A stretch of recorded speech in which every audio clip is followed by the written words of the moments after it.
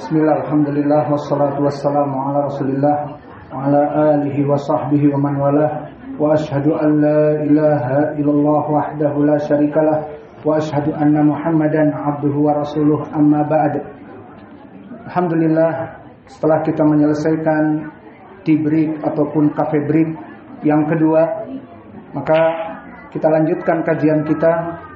Namun di sini banyak dari pertanyaan, maka tidak apa-apa kita mengambil beberapa pertanyaan. Pertama, Assalamualaikum warahmatullahi wabarakatuh. Waalaikumsalam warahmatullahi wabarakatuh. Apakah itu yang namanya segumpal darah itu adalah hati atau jantung, atau ada pengertian yang lain?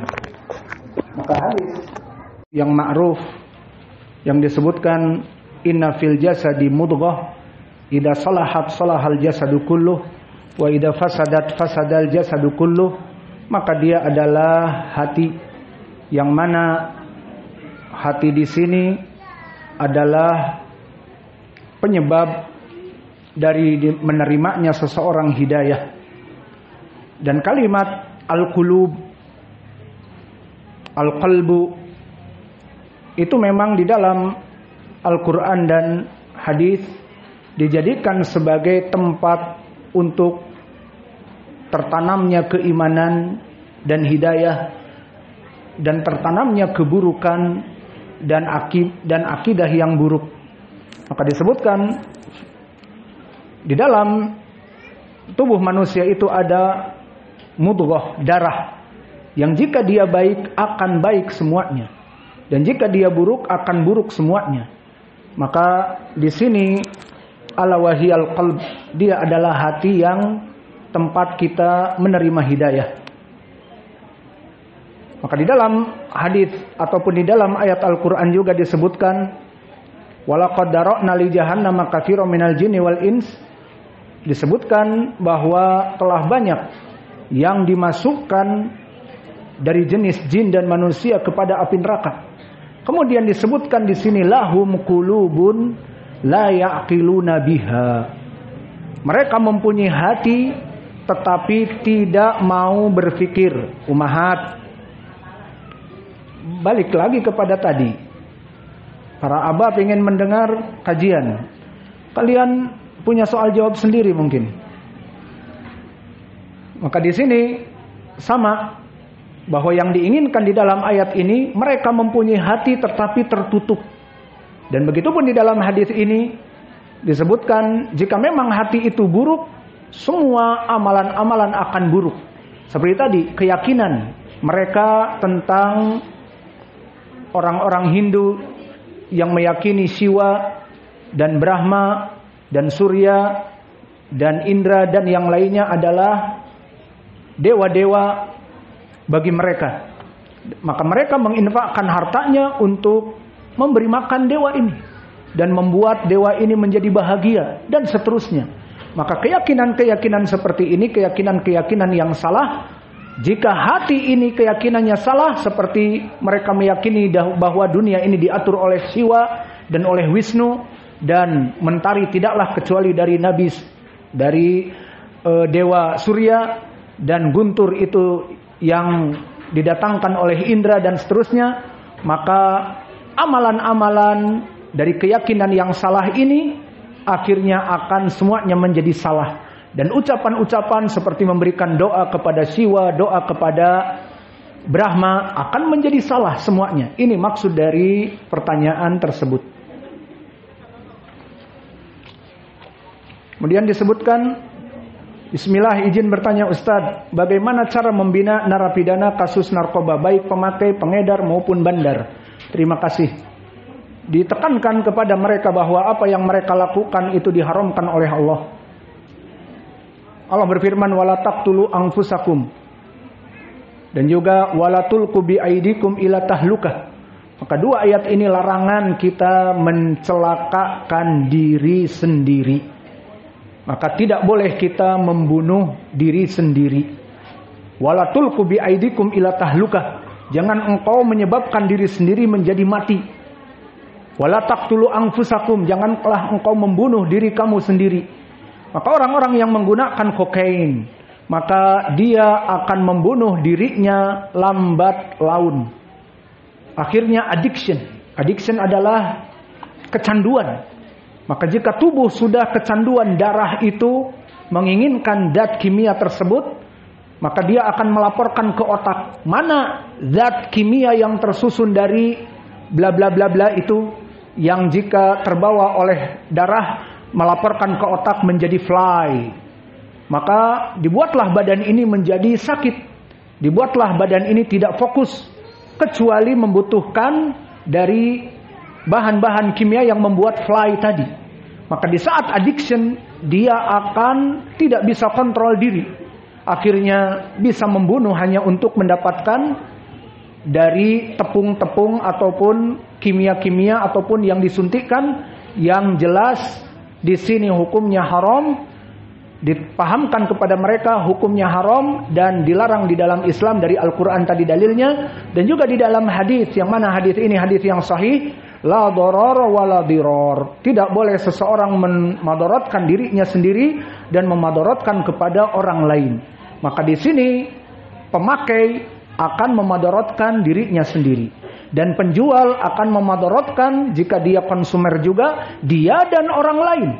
Maka ini yang tentunya paling lebih ditegaskan bahwa dia adalah membuat kedoliman dan bahkan membunuh secara pelan-pelan. Killing me softly. Bunuhlah aku dengan pelan-pelan.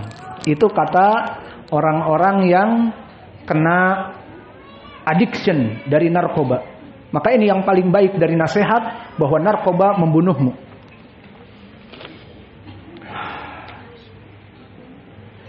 Assalamualaikum warahmatullahi wabarakatuh. Izin bertanya Ustadz, nikmat melihat Allah di akhirat bagi penghuni surga mengalahkan semua kenikmatan yang ada, dan puncak kenikmatan di surga. Iya, minta nasihat Ustadz agar bisa mendapatkan kenikmatan tersebut. Mendapatkan kenikmatan tersebut dengan masuk kepada surga. Maka jalan-jalan masuk kepada surga banyak, dari melaksanakan rukun Islam dan rukun iman. Beriman kepada Allah dengan 6, itu penyebab masuk surga. Dan juga rukun Islam yang merupakan dia asas dari Islam, maka itu semua masuk surga, penyebab masuk surga. Maka penyebab masuk surga banyak, dan jika kita masuk surga, maka kita akan melihat wajah Allah. Ini jawabannya. Bagaimana caranya berikhtiar untuk saya yang sudah lama sendiri, single, jomblo, untuk mendapatkan jodoh? Sampai-sampai saya sudah malas untuk menikah. Usia saya sudah 39 dan saya seorang wanita. Saya sudah pernah menikah. Jadi dia ceritanya jande, mude. Terus di sini sudah lama sampai 39 tahun tidak menikah. Maksudnya sudah mendapatkan tolak ataupun meninggal suaminya. Alhasil inilah ya ibadallah, kita ini harus insaf dalam berbagai perkara di dalam Islam. Kalian lari dari permasalahan poligami. Ustadz, jangan bahas poligami. Suami-suami kita nih nggak boleh poligami. Nah ini kasusnya, contohnya nih. Jomblo 39 tahun, nggak ada yang melamar sampai sekarang karena kalian jangan bilang poligami. Jadinya mau dikelarikan kemana para ummahat? Maka oleh sebab itu Islam, Allah berfirman tentang Islam, udkhulu fis-silmi kafah. Maka masuklah kepada Islam secara sempurna. Jangan masuk sekarang kepada Islam permasalahan akidah, manhaj, masalah ta'adud zaujat, poligami. Oh, nggak boleh. Itu melarikan umat. Ummahat jadi sedikit. Dan Ustadz nanti ngajakin bla bla bla, nanti wah gimana lah, jadi al-muhim urusan jadi berat. Maka di sini harus kita masuk kepada Islam secara menyeluruh. Kalau kita membahas tentang poligami, tentang ta'adud zaujat, bagaimana syariatnya di Islam, bagaimana kita berbuat adil. Coba anti lihat, ada kan dua orang Arab di situ? Ada nggak? Akur nggak? Apakah yang satu saling jambak-menjambak? Terus apakah yang satu memarahi yang satu lagi? Atau tidak berbicara di antara mereka? Gimana? Yang satu malah membopong anak dari madunya. Iya. Makanya di sini harus dipelajari ilmu poligami. Sekarang nggak boleh mengajari ilmu poligami. Nah, kasusnya pertanyaan seperti ini, ya Ustadz, saya sudah 39 tahun dan saya masih jomblo. Tidak ada laki-laki yang menarik perhatian saya ataupun melihat kepada saya. Maksudnya perhatian ada ikhwah atau akhwat. Ya karena dibungkam oleh anti-anti sendiri tentang permasalahan poligami. Ustadz-ustadznya dilarang mengajar poligami. Dan para ikhwah, awas nih Ustadz Said, bawa virus. Ini langsung virusnya ditularkan. Bawa 2 istri langsung di hadapan mereka. Oh begini ternyata yang adil itu. Wah ini bahaya ini. Kedepannya ini nggak usah ngisi lagi nih Ustadz nih. Membuat fitnah. Nah sekarang lihat nih akibatnya. Karena antum di sini ngomongin masalah ta'addud zaujat nggak boleh. Akhirnya terkenalah seperti ini. Sudah bertahun-tahun saya tidak ada yang melirik. Ya karena tidak dibahas masalah ini. Coba kalau kita bahas misalnya permasalahan ta'addud zaujat, maka nanti akan ada satu dari akhwat, duh kasihan nih ya teman kita nih perempuan 39 tahun menjanda. Cobalah kita berbagi kebaikan. Misalnya akan ada seperti itu. Namun semua sekarang kayak egois.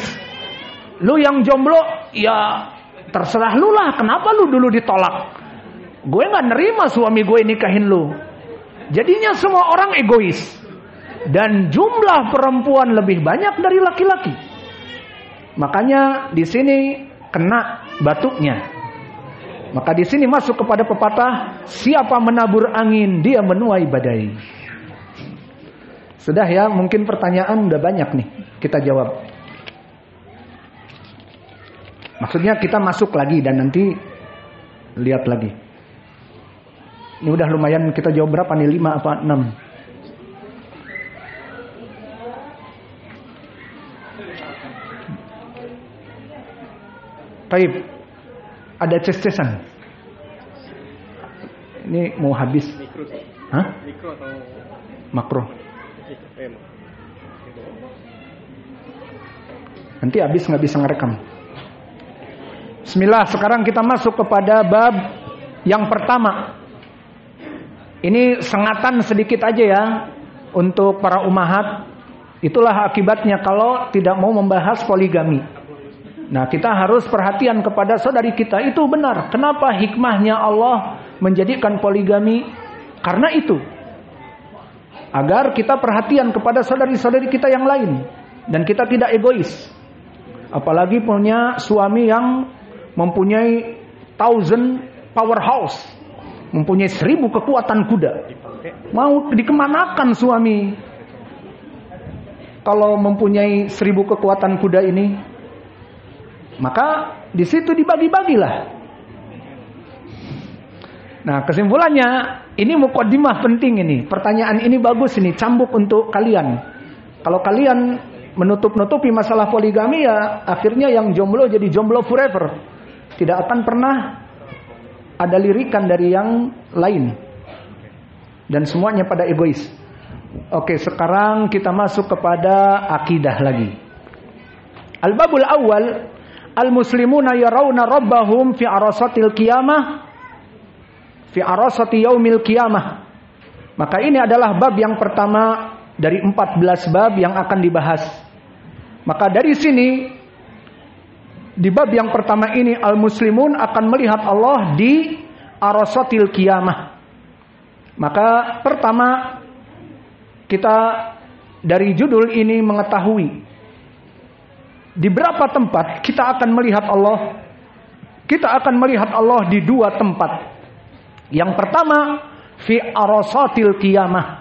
Makna arasatil qiyamah adalah nanti akan kita bahas secara detail di padang mahsyar. Dan yang kedua fil jannah, di surga. Adapun makna arasati yaumil qiyamah seperti di matan, apa makna arasati yaumil qiyamah? Al arasat jamak dari arsah. Maka arasat jam'u apa? Jam'u muannats as-salim dengan ziyadah alif wa ta. Lalu mufradnya arsah. Arsah jadi arasat. Maka dia jam'u muannats as-salim seperti didefinisikan jam'u muannats as-salim adalah bi alif wa ta mazidatain. Tambahan alif dan ta yang tambahan dari mufradnya arsah jadi arasat. Maka makna arsah adalah mawaqif al-hisab fiha. Yani makna arasatil qiyamah adalah di padang mahsyar mulai dari kita dibangkitkan sampai kita nanti akan menunggu. Tadi disebutkan di hadis panjang dan lama berpuluh-puluh tahun. Wallahu alam sampai kapan? Dalam keadaan yang kepanasan, yang tenggelam dari keringatnya. Ini bagaimana? Belum. Kemudian juga disebutkan di arsatil qiyamah nanti ada perhitungan dan ada mizan dan ada setelah itu pembagian raport dan ada setelah itu semua orang melewati kepada as-sirat. Dan ini dinamakan semuanya arsatil qiyamah. Nah, disitulah yang pertama kita akan bertemu dengan Allah dan melihat Allah. Belum nyambung. Maka di sini yang diinginkan dengan arsatil qiyamah. Selesai dari definisi arsatil qiyamah, sekarang kita masuk kepada dalil yang pertama.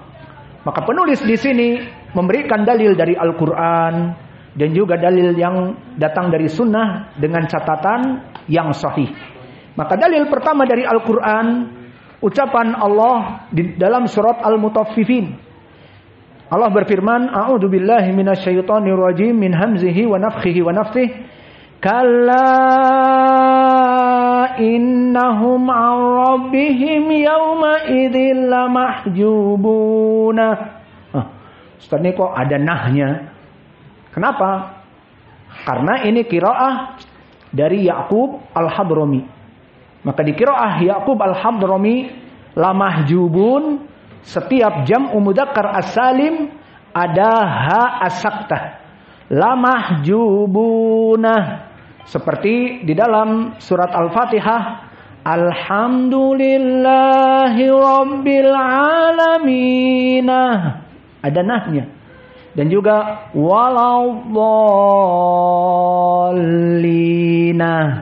Nah, ini ada nahnya juga karena jam'u mudzakkar as-salim baik mulhaq ataupun hakiki, maka dia di qiraah Ya'qub Al-Hadrami atau Ya'qub Al-Kufi Al-Basri, maka dia dalam keadaan ha as-saktah. Maka di sini kalla innahum 'an rabbihim yawma idzil lamahjubuna. Dan juga kita baca kalla innahum. Oh Ustaz ini panjang banget. Kalla innahum. Dia kan hukumnya mad jaiz munfasil. Matobi'i kalla bertemu dengan hamzah. Itu qiraahnya Hafiz yang antum hafal. Namun kita baca qiraah Wars an-Nafi', maka di sini isba' dikenyangkan 6 harokat. Jadi dibaca kalla innahum 'an rabbihim. Kallanya 6. Al-muhim seperti itu. Maka di dalam ayat ini mana poin pendalilannya?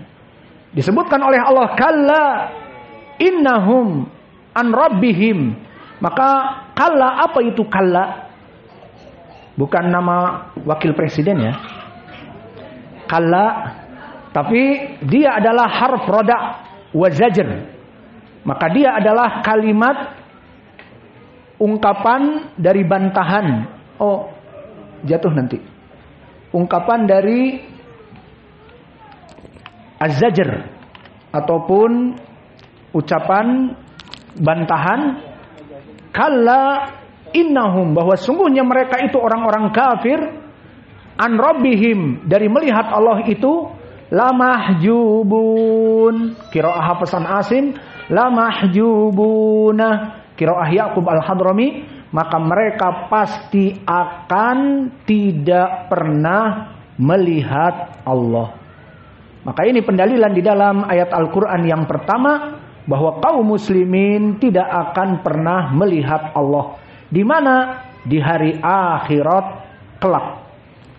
Lalu, apakah ada tafsir dari salaf? Naam, telah ditafsirkan oleh salaf kita, disebutkan oleh penulis dari Asy-Syafi'i. Lihat di matan nomor 2. Maka disebutkan qala Ibnu Battah, di dalam kitabnya Ibnu Battah itu menyebutkan dari riwayat Asy-Syafi'i yang mana disebutkan dengan sanad, haddatsana Ibnul Ambari qala haddatsana Abul Qasim Ibnu Sa'ad Al-Antaqi atau Al-Anmati sahibul Muzanni qala li Asy-Syafi'i. Maka di sini sanadnya sahih seperti disebutkan oleh penulis, sahih di dalam matan tuh tulisan sahih. Qala innahum an rabbihim yauma idin lamahjubun. Bahwa sungguhnya tidaklah mereka itu orang-orang kafir melihat Allah kecuali pasti dihijabi oleh Allah. Kata Syafi'i, dalalatun ala anna awliya'ahu yarawna yaumal qiyamah bi absari wujuhihim. Ini menjadi pendalilan kalau tadi orang-orang kafir dan musyrik dia itu memang tidak ada. Orang-orang kafir dan musyrik itu tidak melihat wajah Allah terhijabi, maka mafhum al-mukhalafah, orang-orang yang beriman akan melihat wajah Allah. Maka ini wajah pendalilan dari Imam Asy-Syafi'i beristidlal dari ayat Al-Quran dari mafhum al-mukhalafah. Tinggal pertanyaan di sini. Tar dulu Ustaz. Ini tulisannya sahih. Mana penghukuman sahihnya, penjelasannya, rawi-rawinya bagaimana? Kita katakan yang ada di OHP ataupun overhead projector dan juga ada yang di fotokopian PDF itu adalah hanya sekedar matan. Jadi penulis menulis kitab ini dua bentuk. Bentuk pertama matan, dan yang ada disebar sekarang adalah matan. Maka di matan untuk mempersingkat penulis hanya menulis sahih dan hanya menulis hadis ini dikeluarkan oleh Imam Al-Ajuri, Imam At-Tirmidzi, imam yang lainnya, hanya itu dan dihukumi sahih. Ini untuk mempersingkat, terutama bagi para penuntut ilmu yang ingin menghafal, seperti kita ajarkan ini juga nanti insyaallah daurah di Darmasraya. Maka mereka menghafal dengan sanad. Lalu dari mana penjelasan detail siapa itu Al-Muzani tadi? Muridnya Imam Asy-Syafi'i. Lalu bagaimana Ibnu Battah di sini di kitab Al-Ibanah Al-Kubra nomor berapa, dan juga bagaimana kedudukan hadisnya, siapa Ibnul Ambari. Itu ada kitab khusus lagi namanya kitab syarah.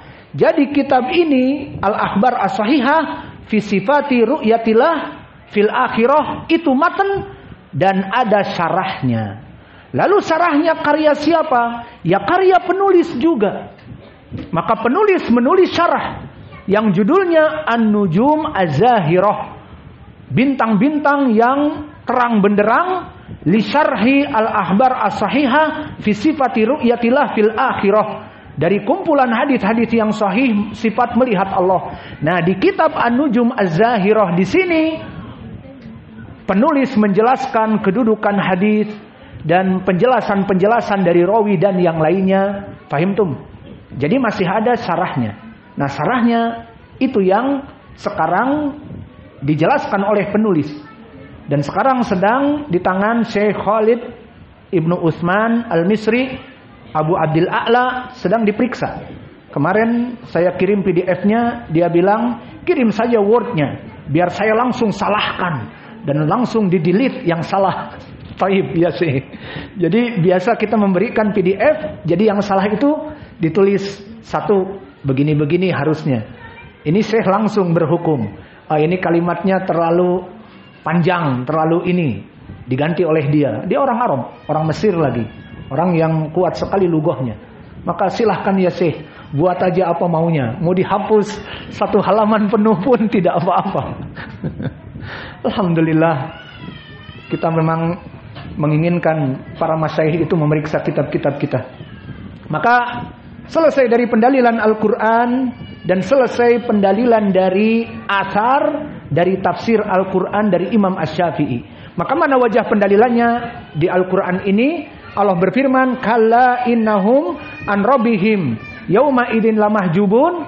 Kalau seandainya orang-orang kafir musyrik itu dihijabi untuk tidak melihat Allah, maka orang-orang muslim lebih berhak untuk melihat Allah. Itu makna dari ayat ini, tafsir dari Imam Asy-Syafi'i, Imam Ahli Sunnah. Asy-Syafi'i adalah itba'ut tabi'in.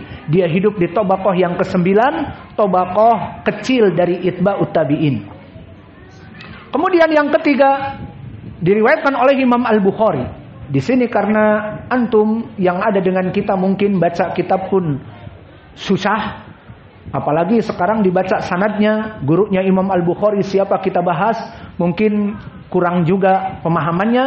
Maka lebih baik kita langsung menyebutkan sahabat, tidak apa-apa untuk memperingkas.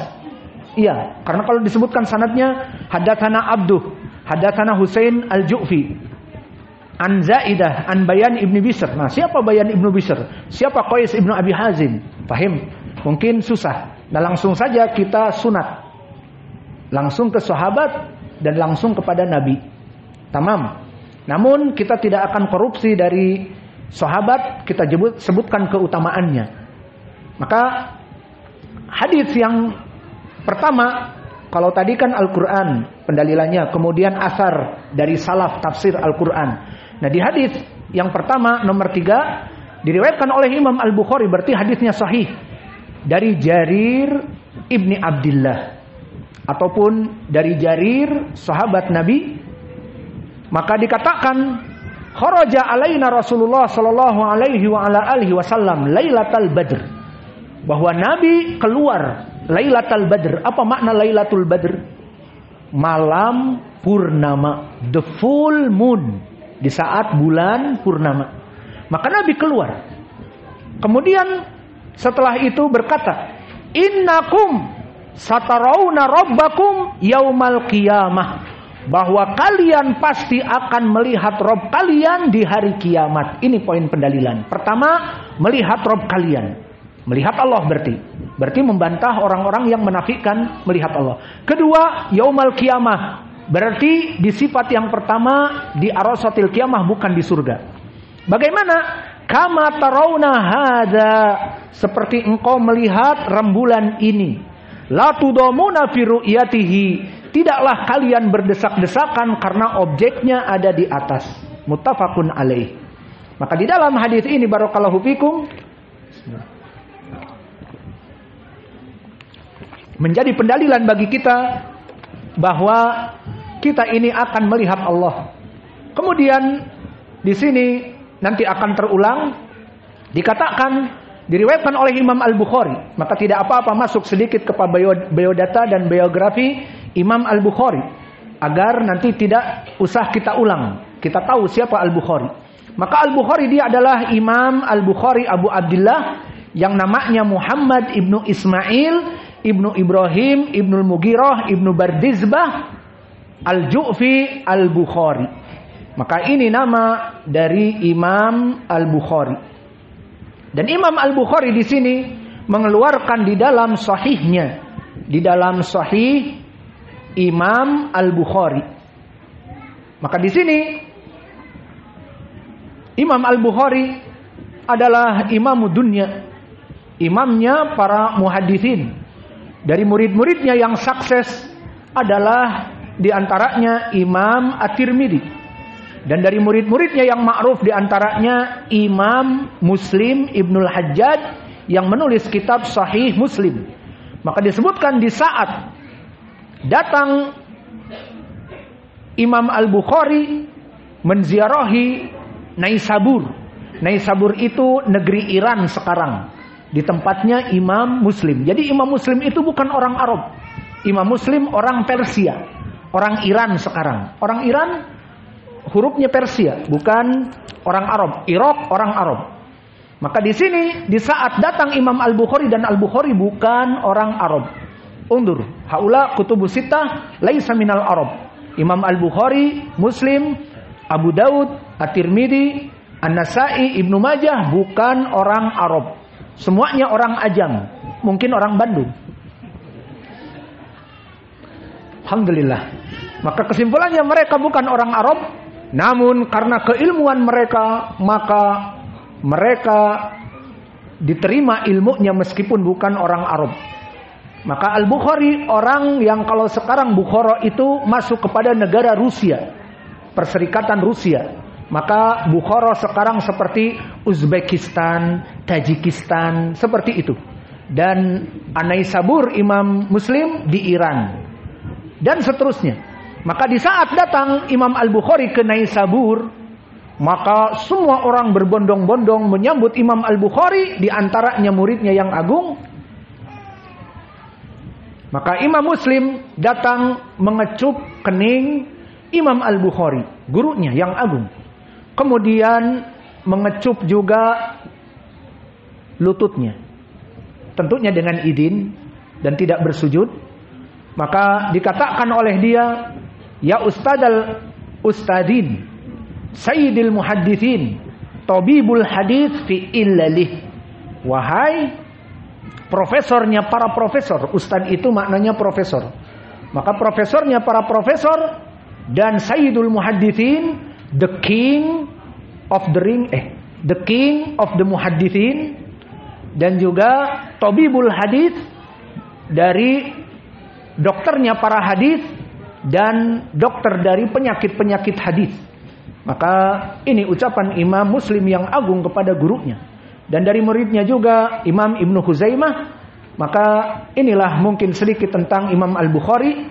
Kemudian di sini disebutkan An Jarir ibni Abdullah. Maka siapa Jarir ibnu Abdullah? Jarir ibni Abdullah di sini Al-Bajali, seorang sahabi. Maka dia adalah seorang sahabi yang mana dia masuk Islam di saat tahun 9 ataupun tahun ke-10. Maka Jarir ibni Abdullah adalah termasuk dari sahabat yang baru masuk Islam. Maka dari pendalilannya telah datang fi sahihain, di saat Nabi fi hajatil wada, maka Nabi memberikan ceramah hajatul wada. Dan di hajatil wada itu dia mengatakan kepada Jarir, insatin nas, istansitin nas, faqala la tarji'u ba'di kufaron yadribu ba'dakum riqabi ba'din. Wahai Jarir, diamkan manusia. Nah, ini perintah Nabi kepada Jarir. Di saat Nabi naik kepada untanya untuk khutbatil hajah, di saat dia ceramah yang terakhir, di saat diturunkan ayat juga al-yauma akmaltu lakum dinakum wa atmamtu alaikum ni'mati wa raditu lakumul islam madina. Ceramah terakhir setelah itu Nabi meninggal tidak jauh dari waktu sebulan. Maka apa kata Nabi kepada Jarir? Wahai Jarir, istansitin nas. Wahai Jarir, jadikan semua pada diam. Nah, kalau tadi para bapak-bapak meminta ibu-ibu agar para diam, ini ada sunnahnya. Ternyata Nabi Muhammad berkata kepada Jarir, wahai Jarir, biar para sahabat pada diam, biar mendengar saya. Nah, di sini para bapak-bapak mungkin terganggu dengan ngerumpinya para ibu-ibu, mak-mak. Jadi di sini para bapak-bapak mengatakan agar diam. Nah, ini ada sunnahnya, agar mengambil faidah dari guru ataupun dari penceramah. Jangan ngerumpi sendiri. Maka ini dari keutamaan Jarir ibni Abdullah. Dan banyak yang lainnya dari keutamaan Jarir. Kemudian kita masuk kepada hadis. Maka di dalam hadis disebutkan innakum satarawna rabbakum yaumal qiyamah. Inilah poin pendalilan bahwa kalian kaum muslimin akan melihat Allah di hari kiamat. Keluar dari hari kiamat apa? Pertama, bukan di surga. Karena sifat melihat Allah di surga dan di hari kiamat dengan lafaz hari kiamat bukan di surga. Juga bukan bantahan kepada siapa? Kelompok as-sufiyah, bukan di dunia. Maka di dunia mereka mengatakan kita melihat Allah, maka jawabnya di sini pendalilannya kita akan melihat Allah di hari kiamat. Maka lafaz innakum satarawna rabbakum yaumal qiyamah dalil bagi kita di bab yang pertama tentang bab kita ini akan melihat Allah di hari kiamat. Kemudian nanti akan kita bahas melihat Allahnya bagaimana dengan kedua mata, bukan dengan hati.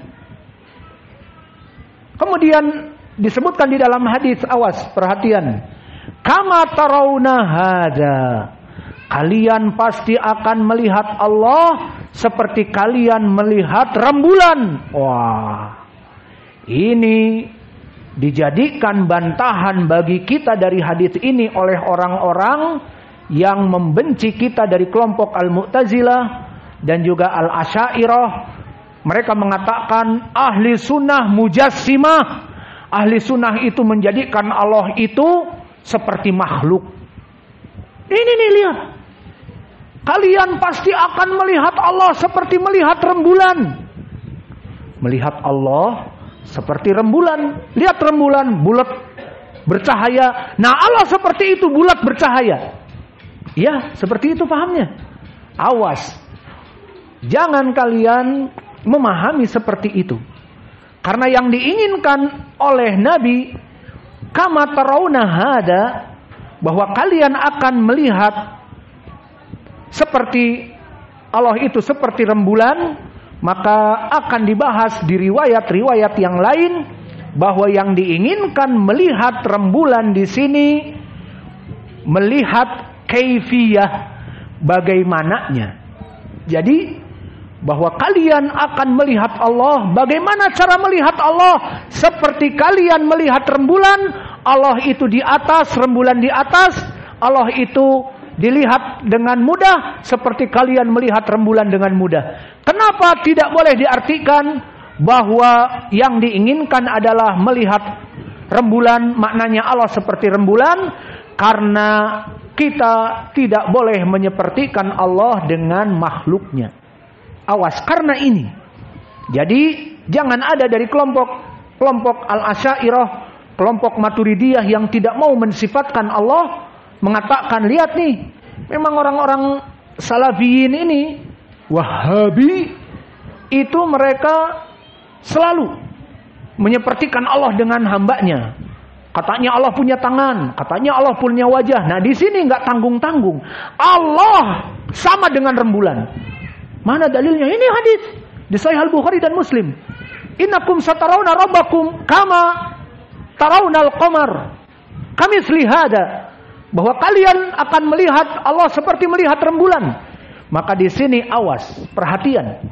Telah disebutkan oleh Imam Ibn Taimiyah di Majmu' Al-Fatawa dan yang lainnya, bahwa makna yang diinginkan kalian melihat Allah seperti kalian melihat rembulan, kaifiyah. Maksudnya bagaimana kalian melihat Allah seperti kalian melihat rembulan, Allah di atas dan tidak berdesak-desakan. Itu dia yang diinginkan. Karena apa? Telah datang dalil kita dilarang menyepertikan Allah dengan hambanya. Mana dalilnya? Banyak. Allah berfirman di dalam Al-Quran, di mana Allah berfirman, "Laisa kamitslihi syai' wa huwas samiul basir." Bahwa Allah itu tidak sama dengan makhluknya dan Allah Maha melihat dan Allah Maha mendengar. Dan juga Allah berfirman, "Fala tadribu lillahil amsal." Tidak boleh menyepertikan Allah dengan hamba-hambanya. Ayat yang kedua. Dan juga ayat yang ketiga disebutkan di dalam Al-Ikhlas. Walam yakun lahu kufuwan ahad. Maka disebutkan di surat Al-Ikhlas di ujungnya, dan Allah itu nothing compares to Allah. Tidak ada bandingannya makhluk dengan Allah. Dari 3 ayat ini, dilarang kita menyepertikan Allah dengan hambanya. Maka mereka memahami Allah itu sama seperti rembulan. Ini jelas haram. Karena Allah tidak sama seperti rembulan. Maka kalau begitu, kaifiyahnya yang disamakan oleh Nabi, yang diinginkan di sini adalah seperti melihat rembulan adalah bagaimana melihat Allah seperti melihat rembulan. Hadis ini hadisun yang muttafaqun alaih. Apa makna muttafaqun alaih? Hadis yang diriwayatkan oleh Imam Al-Bukhari dan Muslim. Kemudian kita masuk kepada hadis yang berikutnya, nomor 4 dari pendalilan, dan dia hadis yang kedua. Kalau tadi dari Jarir ibni Abdullah, sekarang kita masuk kepada Abu Hurairah. Qala Abu Abdullah Al-Bukhari. Siapa tadi Bukhari? Muhammad ibnu Ismail ibnu Bardizbah Al-Ju'fi Al-Bukhari. Meriwayatkan dari Abu Hurairah. Berarti di sini sahabatnya siapa? Abu Hurairah. Maka di sini mungkin sebelum kita masuk kepada lafaz hadis, kita masuk kepada biodata dan biografi Abu Hurairah. Kita telah memasuki biodata siapa tadi? Sahabat Jarir ibni Abdullah. Dan sekarang kita masuk kepada sahabat Abu Hurairah. Abu Hurairah datang dari mana? Apakah dari Al-Ansar ataupun dari Al-Muhajirun? Silahkan dijawab. Ustaz Adi? Dari Yaman. Jadi orang-orang Yaman ini, lihat, sahabat yang agung. Abu Hurairah datang, dia orang Yaman. Dari mana Yamannya? Ad-Dausi, dari Shimal, dari Yaman utara yang berbatasan dengan Saudiah sekarang, Ad-Dausi.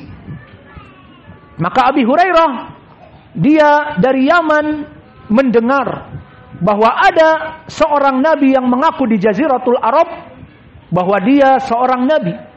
Maka dia beriman, dan tidak cukup dengan imannya, dia datang rihlah dari Yaman ke Saudiah. Kalau sekarang jauh sekali. Maka dari zaman dulu dia datang ke Madinah, tentu dalam keadaan jauh, hanya mungkin berbekal unta ataupun keledai dan seterusnya. Silahkan, itu kakak saya datang. Maka di sini Abu Hurairah datang dari Yaman. Dan di zamannya dia ada yang beriman juga, orang Yaman. Tetapi tidak diberikan kesempatan oleh Allah untuk bertemu dengan Nabi. Siapa? Saya berikan bocoran lagi, karena sibuk merawat ibunya. Ada yang tahu? Ada yang tahu? Taib. Jawabnya adalah Uwais Al-Qarni. Jadi Uwais Al-Qarni dengan Abu Hurairah satu zaman. Namun Abu Hurairah bisa rihlah safar bertemu dengan Nabi, dinamakan jadi Abu Hurairah itu sahabi. Inilah keutamaan sahabat. Adapun Uwais Al-Qarni tidak dinamakan sahabat meskipun dia beriman kepada Nabi dan hidup di zaman Nabi, tapi tidak rihlah ke Madinah, tidak bertemu dengan Nabi, tidak meriwayatkan hadis dari Nabi, dinamakan dengan muhadram. Muhadram adalah seorang yang hidup di zaman Nabi, beriman kepada Nabi, tetapi tidak datang. Namun, dengan begitu Uwais Al-Qarni mempunyai keutamaan yang besar. Maka masih hidup Nabi telah mewanti-wanti kepada Umar. Wahai Umar, akan datang di zamanmu. Jadi di zaman Khalifah Umar, jauh meninggal Nabi, setelah itu zaman Abu Hurairah, kemudian zaman Abu Bakar, kemudian zaman Umar. Maka dikatakan, wahai Umar, akan datang al-wuhud, kelompok dari Yaman, dan ada padanya Uwais Al-Qarni, fastaghfiru. Maka mintalah kepada Uwais Al-Qarni agar Allah mengampuni dosamu. Lihat, Umar tidak tanggung-tanggung.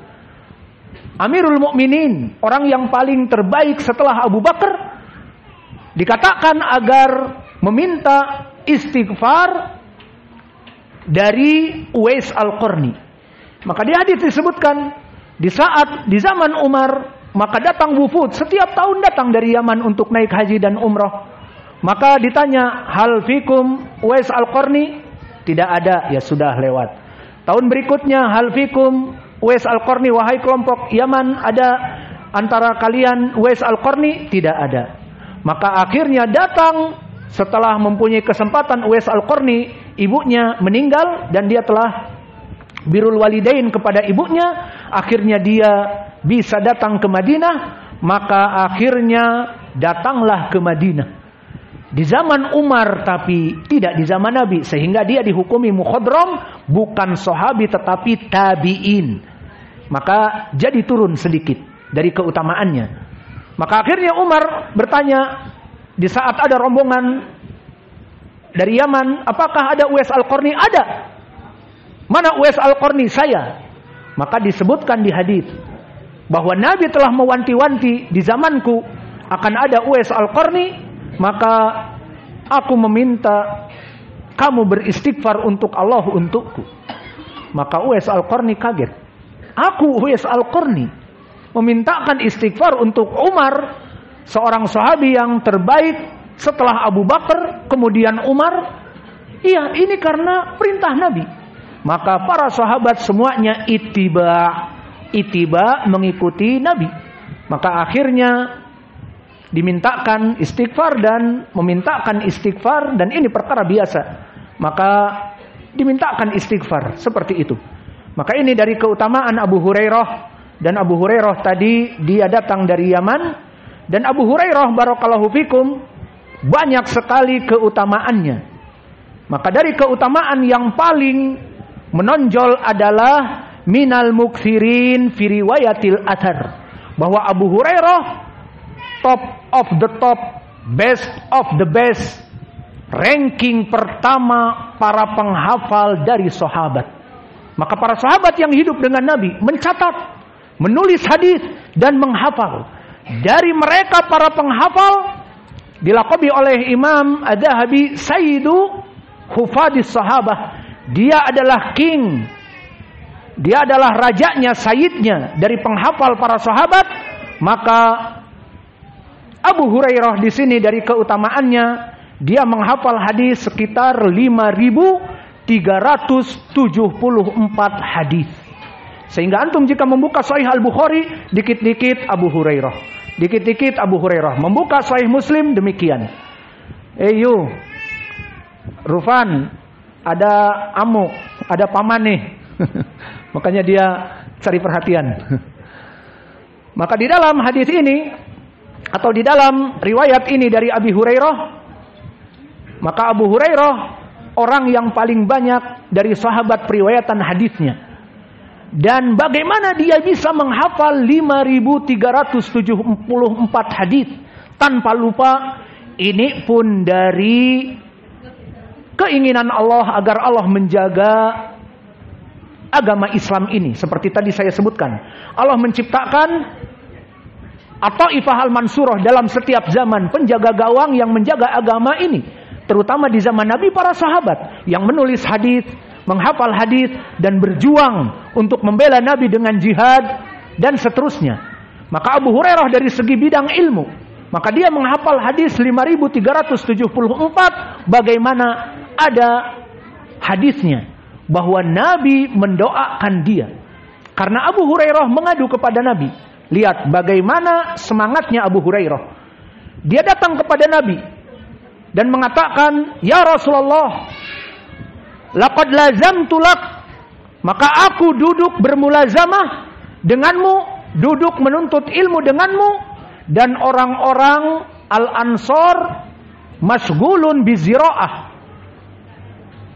wal muhajirun sabqun bil aswaq, wa ana ulazimuka ala mal'i batni.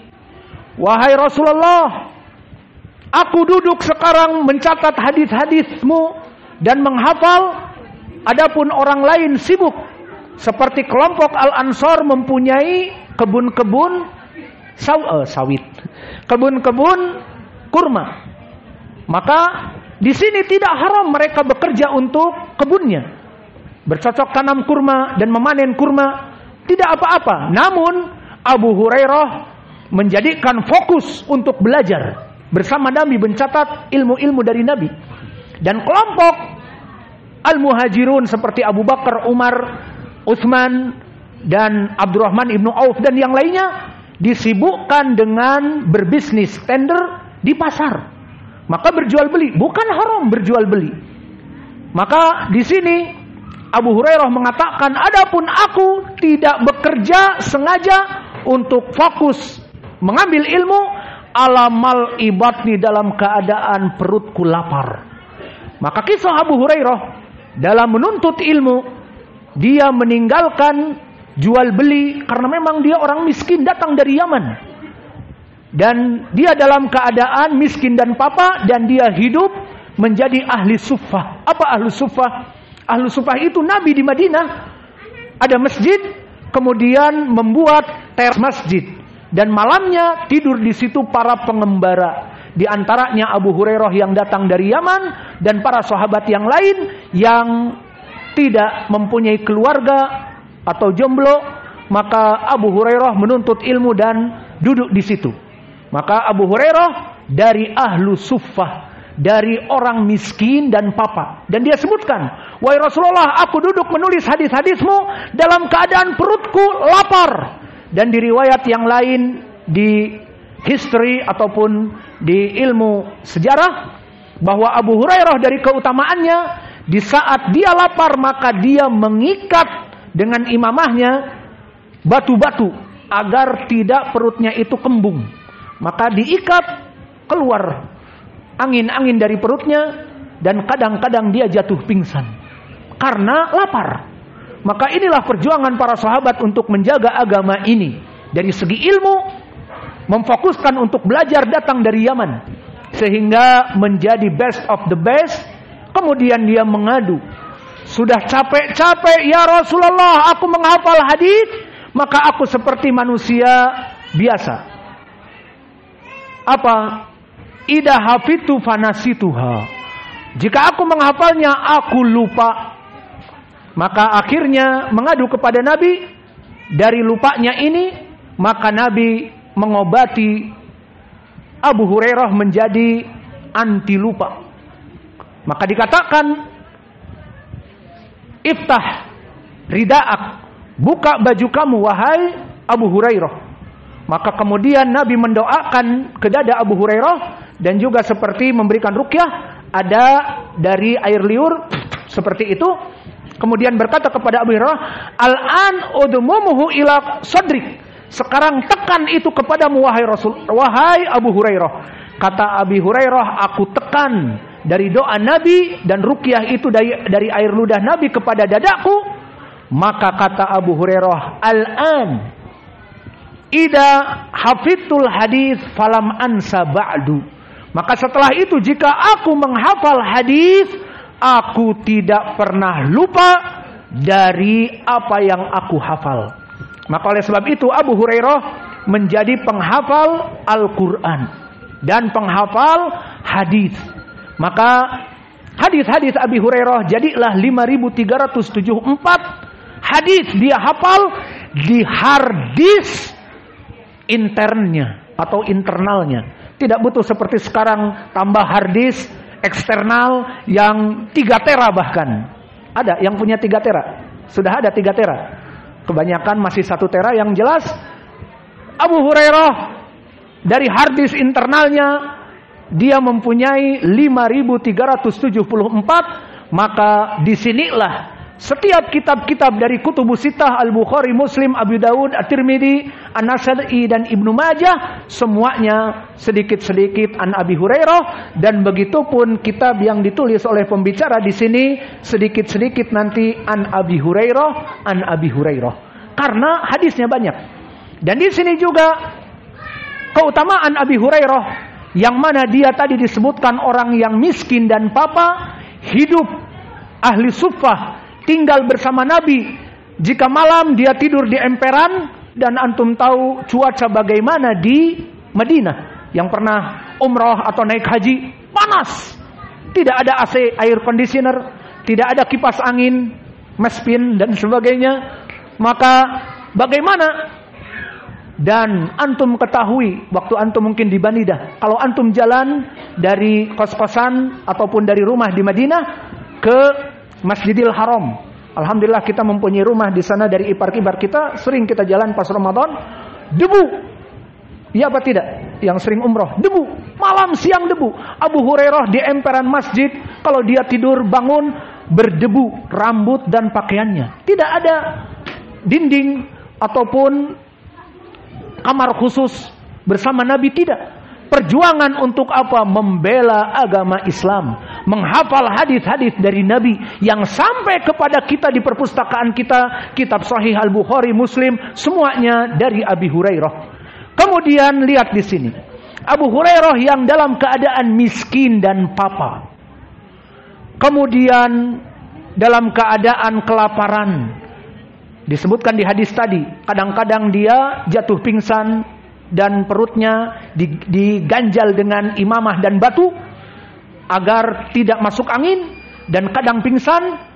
Sudah adzan? Hah? Mau adzan dulu atau langsung selesai? Mau adzan dulu atau belum waktu adzan? Silahkan. Panitia bagaimana? Saya tamu di sini. Adzan dulu. Taib, tafadhol. Silahkan al-muadzin yuadzin.